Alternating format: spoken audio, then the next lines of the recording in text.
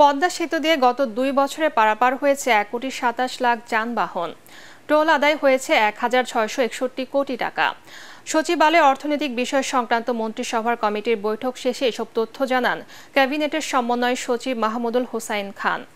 শুক্রবার পদ্মা সেতু প্রকল্পের সমাপনী উপলক্ষে মাওয়া প্রান্তে সুধী সমাবেশের আয়োজন করা হয়েছে বলেও জানান তিনি। সমাবেশে যোগ দেবেন প্রধানমন্ত্রী শেখ হাসিনা।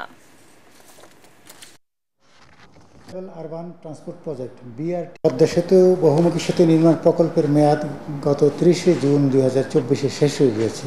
এই সমাপ্তি উপলক্ষে মাওয়া প্রান্তে একটা সুধী সমাবেশের আয়োজন করা হয়েছে। এই সুধী সমাবেশে মাননীয় প্রধানমন্ত্রী থাকার জন্য সম্মতি জ্ঞাপন করেছেন। বাজেট ৫ কোটি টাকার উপরে বিধায় কিন্তু এখানে এসেছে। গত ২ বছরে এই সেতু দিয়ে প্রায় ১,২৭,০০,০০০ যান পার হয়েছে। ২৯ জুন ২০২৪ তারিখ পর্যন্ত মোট রাজস্ব আদায় হয়েছে ১,৬৬১ কোটি টাকা।